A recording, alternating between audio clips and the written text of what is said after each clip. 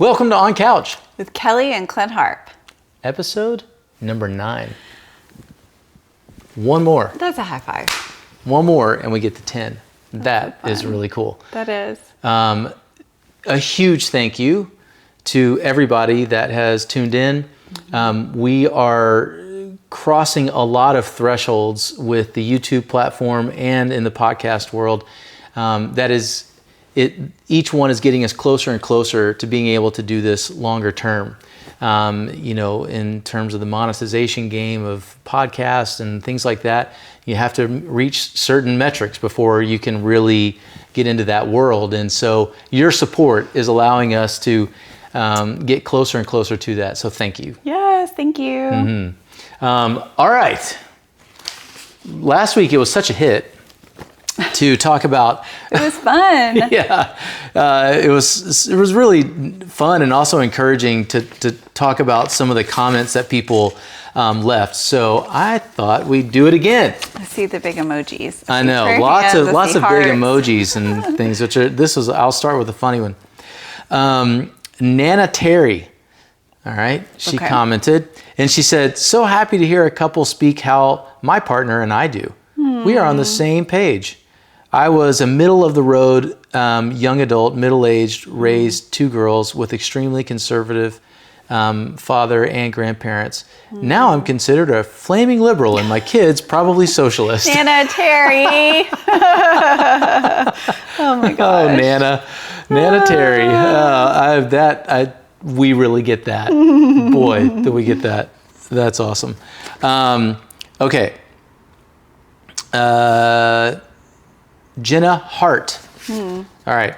"Oh, I just love you guys. I'm a deconstructing evangelical. Christmas of 2024, I got my family Christmas canceled because I shared art on my Facebook depicting Mary and Jesus as a modern day couple, not white, of course. I think I know what she's talking about. And my super religious aunt and uncle called it sacrilegious and they uninvited me from their holiday party. Oh. When my parents, also evangelicals who aren't as outspokenly liberal as me, said they also wouldn't go to the party because of the slight against me, the whole thing got scrapped. Oh, wow. All because I acknowledged that Jesus was a brown refugee. Oh my gosh. There's still a rift in the family, but I know I'm super duper lucky to have parents who stuck up for me, even if we disagree on some values.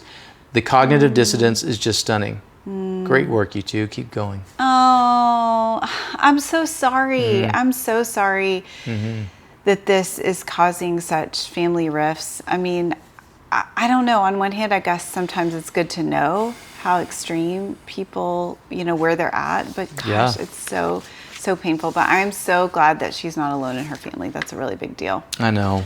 Me too. I just hate stuff like that. I love when people share it though, because a Jenna, lot of people are going through it. Yes, yeah. Jenna, Nana, all the other different folks that are commenting, they are one in a sea of lots of stories similar to theirs. And if we don't share them, then we think it's easy, I would say, to think that like we're alone, I don't know Jenna from Adam's house cat, as they say. As Jenna, your grandmother said. Yes. Jenna probably knows that there's other people like that, but it's probably really good when you hear it. You know what I mean? I'm not alone. So I just love it when we share our stories. I love this one. Okay, I think this is Greg's Friends 8671. I don't know, the printer messed up. Sorry. Oh, okay. "I was nervous about where you might go, but I'm so relieved and heartened by your frank discussion about our current political state and how relationships are affected." Oh. So that's good. Yeah, I really identify with that. Yeah. Sort of like holding on with where's this going? I feel that way on social media. Sometimes when somebody starts something, and you're like, oh, where is this going? And I feel like we really went there. And I know some people have not had, some people are like Jenna, where they at least, they have some family that stands up for them, even if they disagree some. And so I think folks like that can have a hard time understanding some people are in a space where there's no common ground. And it's really hard. And I wouldn't wish that on anyone. No, not at all. Okay, there's our timer. Okay. Got one last you're gonna do time one more? for one more. Okay. from Cindy Coble 7407. I'm thinking this administration is beyond politics. I'm a young boomer, so I've seen a lot over the years. Different parties would disagree, but come together in some instances. A push and pull. This is out of control. If you support this, it says a lot about you on every level. I'm so frustrated and oftentimes sad. Keep talking. Yeah. The reason why I wanted to bring that up is because we also had some comments about like, hey, be careful when you bulk generations together or things like that. I saw that. I know. And I was like, no, we're talking about several generations of people that are, and our conversation last week was about several generations of people. So I don't know where that came from, but maybe they heard something different. And it's also, it is really good to hear boomers like that speak out, because, the boomer generation is responsible for a lot of the things that we're going through. That's just the truth. But there are certainly members of the boomer generation who are like, not me. Right. And I get that. Right. Yeah. And we want to point them out. Yeah. Thanks, Cindy. Thanks, Cindy. Okay. So today, this one goes out to the teachers, to the principals, to the vice principals, to the students, school counselors, everyone from who cleans and the floors and locks the doors to makes the lunches, to school counselors that teach, everybody. Like, we are about to go back into school. And so we wanted to talk about public school and the state of things with public school education, because it's rough. It is rough out there. It's rough. Yeah. It's especially rough. In the state, especially a lot of us in the South are in a very, very dire situation. Yes. And, in Texas specifically, we are about to have, all of us are about to have these midterm elections, but we've talked about this many times. Where our governor is up for re-election. The gubernatorial race in Texas is one of the most important in the country because of the size and of the economy of Texas, the influence that Texas has, the influence that the Texas governor has. It's a big deal. Yeah, it is. And our governor is rotten to the core. Yeah. And so Gina Hinojosa is... Please, if you're in Texas, please... Oh, Linus has decided to join. Yeah, Linus is joining is what I'm trying to say. If you're in Texas, please make sure that you are following Gina Hinojosa's campaign. It is very exciting. You were telling me, do you remember the stats of how close? Oh, she in like 3 polls, I believe. Now she's 1 point behind Greg Abbott. Y'all. Texas is in play. And you were comparing that to where Beto was, because a lot of people around the country know Beto O'Rourke, beloved in our state, still does so much work. He's amazing. He is amazing, but he never even got that close, I don't think. No. Yeah. Right. Yeah. And then also like in his Senate campaign, he was like maybe at best like 3 or 4 points behind Cruz, which or whatever. Is incredible. Yeah, we shall never say a bad word about. No, love Beto. We're just making the point that Gina's campaign, that's how close we are, and it's very exciting. So. But she is all about public education. She is a champion for that. She has been on her local school board, has been a part of very meaningful change in her local community and as a part of the Texas House. And so she is going to do great things. And it's really important. Yeah. Texas ranks in the bottom half of public schools. Oh, we're almost at the bottom. Yeah. It's really, really bad. It's an absolute race to the bottom. And then I'll know a lot of you know that our legislature and the governor just pushed through the voucher scheme. A scam. So it's a scam. And it was in Arizona. It's been anyway, you guys, if that comes up in your state anywhere, get on the horn. We tried so hard and really fought for the small resources we have, as far as we don't have, we're in a super majority state. And as far as the resources we have, we fought it as long and hard as we could, but it's here to stay and we're already seeing the effects of it. Yay. So Anyway. Starting my timer, by the way. Oh, thank you. We're so professional with my watch timer. Like one day we'll get a clock on the wall or something, but I know. The goals. Goals. Maybe when we get to 20 episodes, we could do a timer, official timer.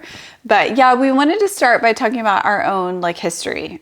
Yeah, and I think that yours is really poignant here. I mean, I'll briefly say I'm from Atlanta and lived in Asheville, North Carolina for 8 years of my young life as well. So shout out to Hall Creek Elementary in which we went and toured. Yes, we as did. Adults in Asheville. Love it. Yeah. But went to elementary there and in Atlanta, and then went to middle school and then junior high and then high school in Atlanta. Yeah, all big public schools. All public schools. And that was my experience. Specifically though, we live in Texas now. Yeah. And it's just shocking how bad things have gotten here with public schools. You are a Texas kid. I am. And you were in public school, I know, for the entire time that Ann Richards was governor, because we looked it up to make sure. We sure did. And under Ann Richards, a woman, In the an 90s. Amazing human being. She was a huge public school fan. And we were like ranked Gina. number 7 in the country. 7. Seventh. 7th. 6, 7. 6, 7, yeah. My kids. That's a huge deal. I can't. It's like I can't compute.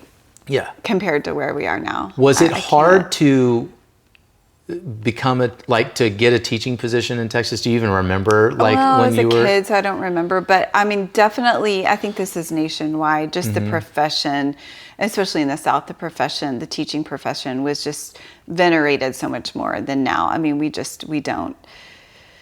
don't support teachers. We don't give them raises. We don't give them enough, to fund their classrooms. I mean, just all of the things. And now it's difficult to even get school loans to go to college to become a teacher because it's acknowledged how little money you make. And haven't they changed the classification of? Yeah, that's what I'm saying. Okay, yeah. So it's no longer a professional. I don't. What is that classification? But they changed it. To where now it's harder. That's why it's harder to get student loans and stuff like that. Well, the administration created different categories. Yes. Yeah, right. and they put teaching in the category of like you're not going to make that much money, so you can't. Yeah. Which that's a whole other issue, really. Because higher education is so expensive and we don't pay teachers enough. Totally understandable in that way.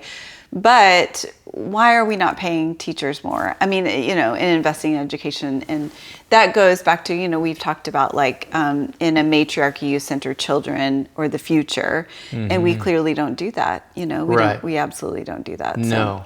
So anyway, yes, I graduated, I've said it before, from Robert E. Lee High School in East Texas. But it was a big public high school. And that was my background for sure. And then we never really thought of our kids going, well, also I wanted to say I have an undergraduate degree. I have an undergraduate degree in elementary education. Yes. So I had spent lots of time actually in the Waco public school system and knew a good amount about that. But you, elementary school, middle school too, for you, like growing up in East Texas, everything was public school. Right. And then I was exposed, like I said, here in Waco to the Waco public schools in around the 2000s.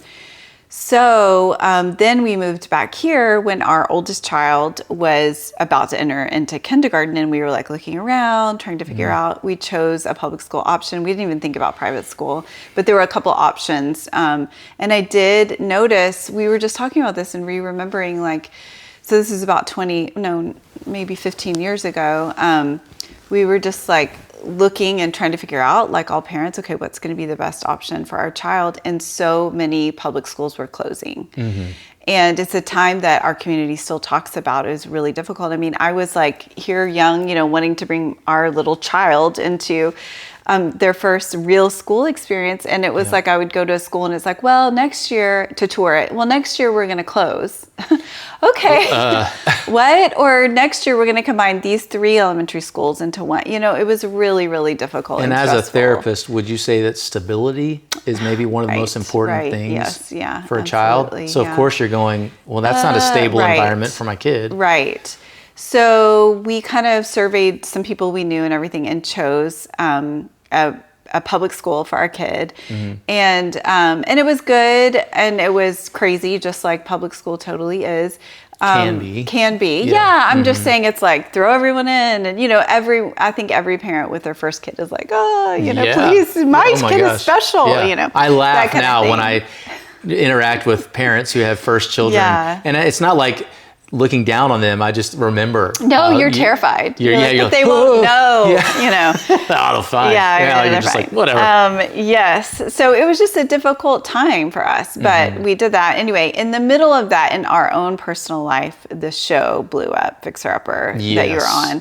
And so that kind of happened as kindergarten, first grade year, and it was really crazy. And because of a lot of that, we were like, I think we might need another option that's really small. That was like, where could we have a smaller environment where it felt like there was a little bit more, again, stability. Well, we just didn't know where the show was going to go, and it was just a lot. And things were blowing up in Waco, and people were all of a sudden coming. It's when it first became a tourist, destination. Yes, and all of a sudden, if people wait, oh, your last name's Harp, are you that? And you start thinking about like, you don't want your kids inundated with that. Yeah, now we're really used to it. It obviously doesn't happen nearly as much, but it's like not a big deal. But we were just like, trying to figure out now. It was intense. So we put him, and then all of our kids went to a small private Montessori school, and it was great, and we were so grateful for it. I mean, there was a lot of really good things there. Great, lots of good things. But as he got into high school, or was about to go into high school, we kind of were like, I think it was, do you think it was like the high school really hit us? I think we really remembered, because we both went to huge high schools with the band and the cheerleaders and like the whole thing. Yes. And I don't know if I mean, I definitely do remember kind of feeling like, this is almost over. Won't have this. Right. Is this okay? And I think we were also beginning to feel like maybe this isn't the best fit, for whatever reasons. And like, he went to a super academic school, and he is super academic. So that was fine. He had friends. It wasn't any big thing, but it was just like, wait, this is really different than our experience. Very different. Well, and if we were going to change, we needed to do it right before high school. And I never, ever imagined my kids going to private school. Right. It was like, I am not doing it. I mean, I was like, I don't want to send my kids to private school. Yeah. And again, circumstances, it was just a wild time. Right. And the little environment that we had them in allowed us a lot of flexibility and an ability to kind of control the environment a little bit, because there were fewer people, teachers and everything, to where everybody knew, hey, we want a normal experience for them, whatever. And that's what we felt was best at the time.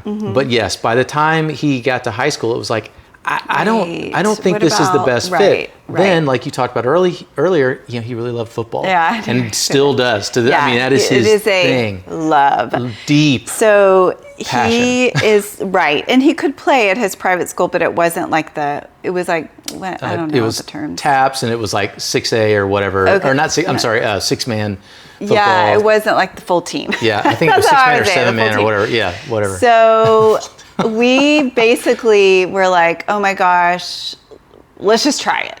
Yeah. And we literally just threw him in. And I mean, it was like, boom. Just dropped this kid. Texas high school. Yes. I think, because at the time, he literally was. It was 6A. His high school was 6A, and now it's not. But yeah. And I cannot tell you guys, we talk about this all the time. Yep. It was the best. Well, I guess, over the life of a family, lots of decisions. It was one of, if not the best decision, hands down, we've ever made as a family. It was one of the most impactful, best decisions. Now, is it easy? No. Is it a mess? No, we're going to talk about that, because we live in Greg Abbott's Texas. Yeah. Oh, is it a mess? Yes, sometimes. What you said. No. Right, yeah, right. Yeah. I'm saying, is public school messy? Yes. Yes, right. Yeah. But, and yet, it has just impacted our family in a way. I mean, we could probably start crying if we looked at each other like, And like, one of the things, like you talk about dropping him in, I remember taking him to that football locker room. No friend. He knew no one, you guys. Nobody. Like, we were like, is this the right thing? Like, what should we do? And you want to play football? And so like, we like went, well, I'll just say this part and then you say the football part. We went to the school. He had no concept for like a public school. Yeah. We were like, we need to go register. We don't know anyone. We just like walk in and he's like, what if they don't take me? We're like, buddy, they have to take you. They have to take you, pal. They're going to take you. But it was like all these things he was missing from not being in public school that we didn't even realize because we were so used to it. Yeah. So, well, I remember them talking about how, in orientation, they kept saying, you have to go to school, you have to show up, you got to get your credits. You have to get your credits. He didn't even know what the credits meant. And he was like, am I not going to get my credits? Right. And we were like, oh no, buddy, it's just, you are now. He didn't have a group concept, really. Yes, you are now in public school, and so you're going to have everybody from all kinds of different walks of life. Yeah. And some kids are going to have a ton of support. Right. And they're going to be rocking and rolling. Yeah. And some kids, they're not going to have as much support. And they need to hear, hey, you have to have this many credits so they can like get it going, you know, and make sure that they get a high school education. And so it's like, hey, we are here to support you. Don't worry. Right. You're gonna get there. You'll be there. But and that was so good. Yeah, and we didn't know it. We didn't realize that he didn't have this whole kind of group community, big. Especially because I think we talk about so many progressive ideas in our house. Right. And he was really used to that. You know, we're Democrats, we're like all these things. And so, like there's things we talk about, but then experiencing it, and it was like completely different. It just completely different. We felt, oh my gosh, it was the best thing ever. When you talked about, you know, just that like dropping him in, and he was just like thrown in with everybody. What is so cool about that, y'all, is that our oldest, when he then went off to college, because he is now going into his sophomore year, his second year in college. He chose a big state school. And we're talking about like the living situation and all that, and he was like, throw me, it makes me emotional. He was like, he said, throw me into the barracks. When we were talking about like where he was going to live, the dorm. He was like, just throw me in. We were like, do you know if people live there? And he was like, throw me in. We were like, it's concrete walls. That's what I want. It's a shared bathroom. Sign me up. We had shared bathrooms and stuff in college.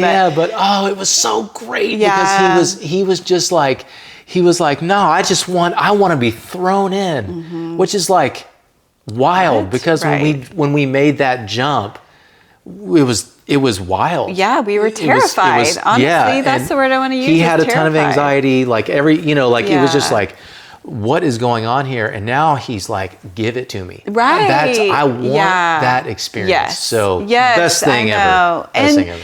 And we're just describing our experience with our one child. Not every child's going to be like that. There's now we've experienced it with our other children, all of our friends and their kids. All kids are different. So we're just giving one example. And, I remembered I had wanted to say before, everyone's got to do what's best for their family. And every kid's different. So we're not here to judge you and your choices.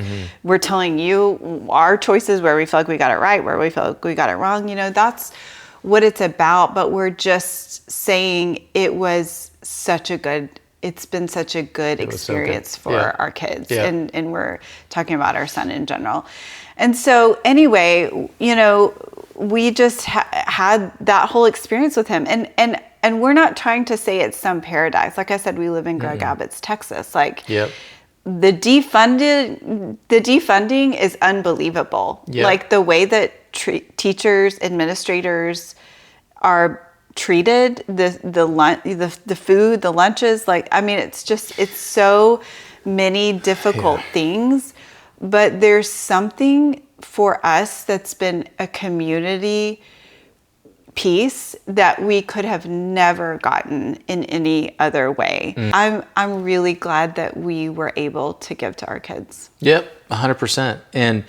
And since we have joined back in, because again, that's where we were raised, but we were kids then. Yeah. Now totally we're different. As parents, and we've been in the public school system here in Waco for many years now, we have seen the deterioration of public school systems up close. Yes. Vouchers were not a thing. Right. You brought up that George Bush had been fighting for that in Texas years and years ago. So he was the governor, yeah. So that's a scam that has been peddled for a long time. That's right. And it finally made its way through the Texas House a couple years ago. And so now we're living with the effects of that. And so, like you said, public school is already, it can be messy. I mean, you're dealing with a lot of moving parts. It is messy by definition. It's everyone all together. They got to take you. Yep. Yeah,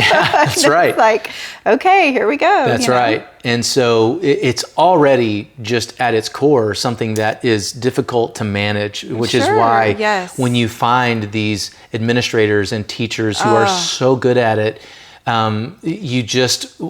what can you do? You can't do enough for them to say thank you because they're gold. When we talk about crowns in heaven. Oh my gosh. I know.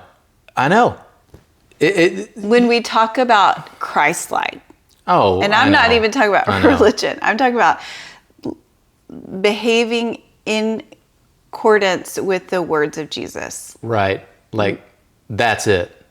It would be our friends that work in the public school system. Like, absolutely. That's where my mind goes immediately. Because especially now, our kids, we have seen it up close where teachers, you used to watch Scooby-Doo, and one guy, like the villain would be like the carny.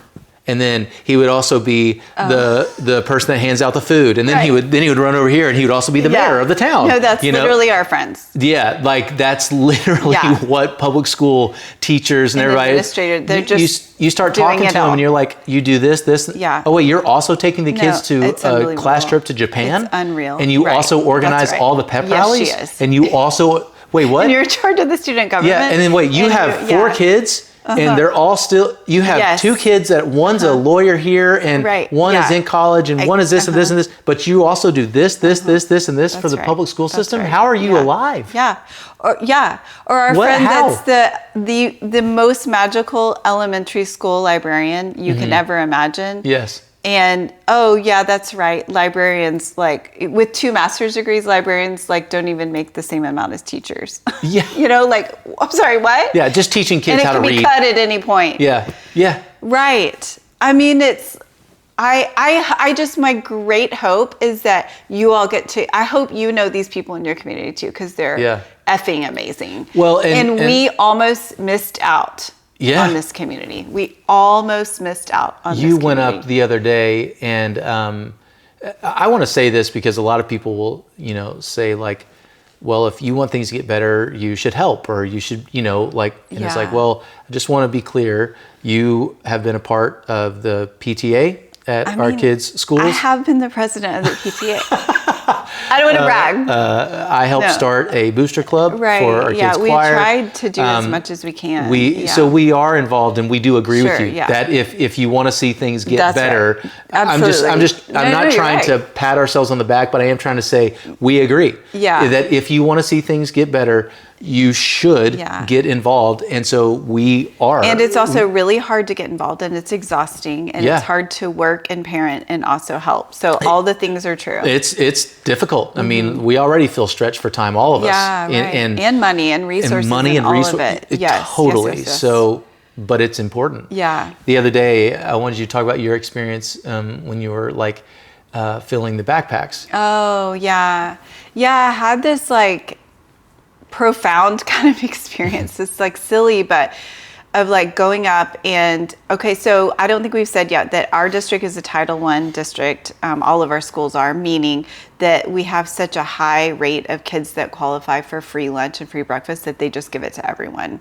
So that tells you. And Waco in general has a very high poverty rate.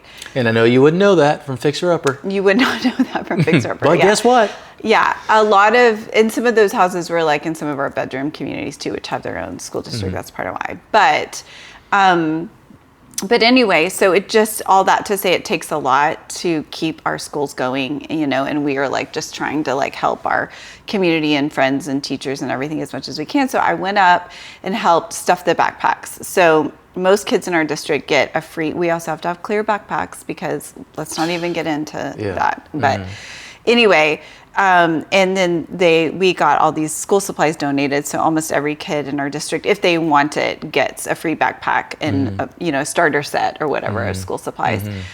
Which if you have not bought school supplies, we were also talking about that. When we were buying 3 kids, and that was before the tariffs and all that. Anyway, it's crazy. Back to just saying, I was there with some of my friends, and I think the girls came with me, and we were, I think the Scarlet Line is what our little drill team, dance team is called. They were there, and some main kids and everything.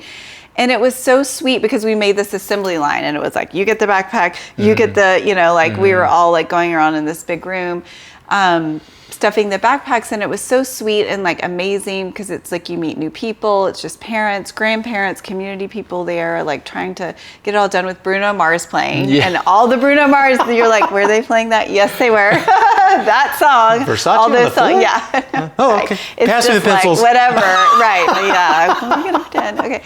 Anyway, and it was so beautiful, and it was like such a sweet, I was talking with my friends, it's like such a sweet time to like come together, and everyone's like, oh, I can come from this hour to this hour, I can come this time, and at the same time, it's so sad because it takes that in order for our kids to even go to school. Exactly. It's like everybody has to, like it's the end of a movie where, you have to fix the house all of a sudden. And so everybody comes together, the whole community, and and it's like, yeah, that's fun in movies, but like in real life, we shouldn't have to do this. Like we should not, we already are paying. Where are tax dollars going? We've got a surplus in the state. That's why I wanted to bring up, and of course I want people to donate to these and they're so important, but it's now this thing where these teachers have to put their wish list out on, and which every is year, it's so sad to me because it's like they have to now, not only are they teachers, but they have to be fundraisers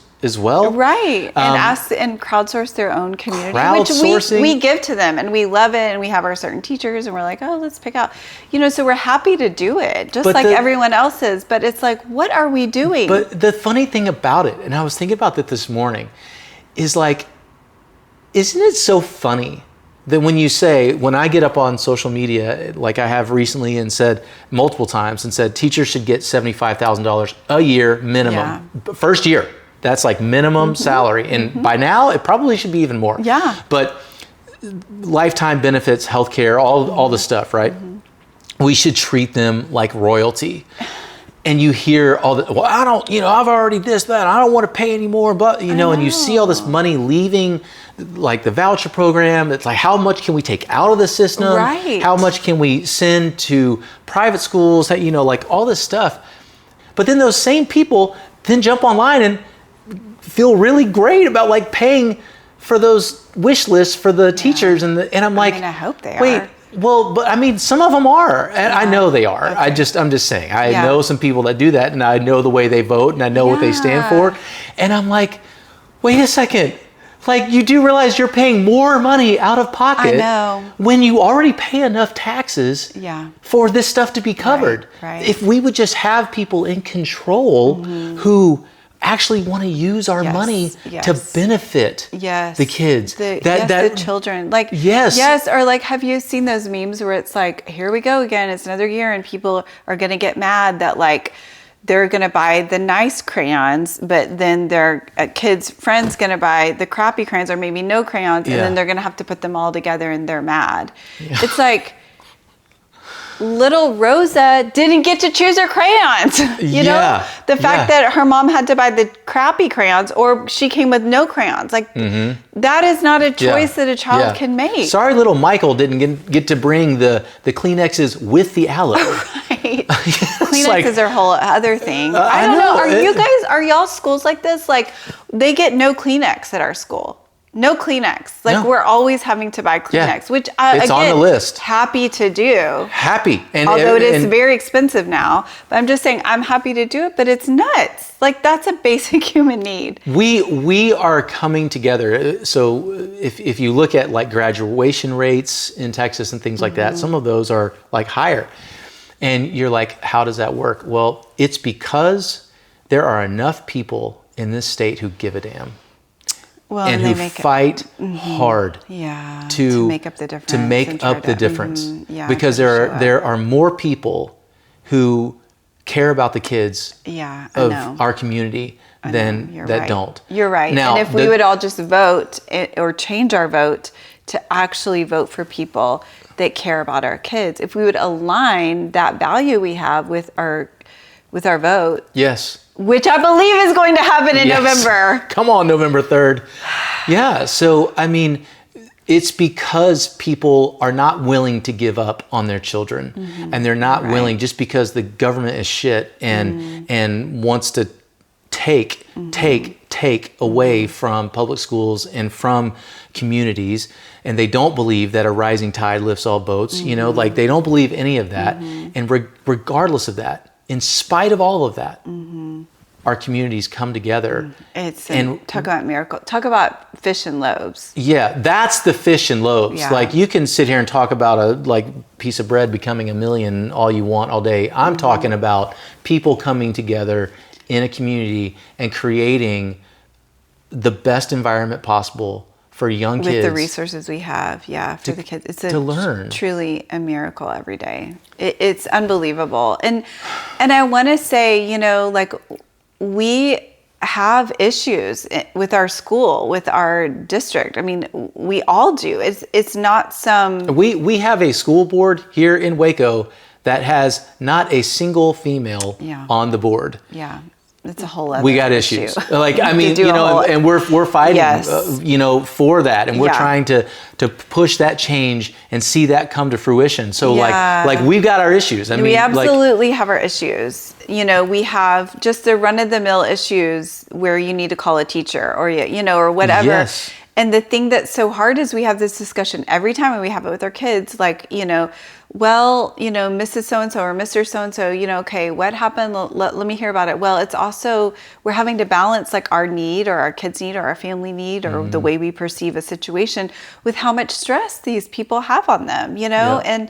You know, it's just, it is truly so wild. And I think that's why I think it's magical that we're even able to keep going, like you said. And even, you know, we are putting so much on the backs of educators and the whole staff of school districts to just keep going and keep caring for the most important of our society while we just like allow these politicians to just pull things away from them. And 100%. It's unbelievable.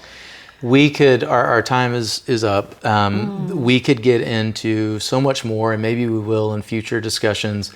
Obviously, there's so much to be said for public school systems in regards to segregation and desegregation, and the reason why we are taking money out of schools. Well, guess what? It's not just because they want to put money in you know, the big corporations' pockets. That's part of it. But you know what another part of it is? Because they don't want to see communities of color rise up. They like it when certain groups are pinned down, and they're fighting to keep it that way. But guess what? We're fighting back. That's right. And I want to say, I used to hear those messages, and I thought that was extreme. We were talking about this the other day. You know, I was like, they don't really want that. Yes, they do. They do. 100%. You may not want that, but the people in charge of that party and of our state absolutely 100% want it. And they may think it's some mandate from God or have some other way of talking about it, but that's exactly what it 100%. Is. And it's wrong.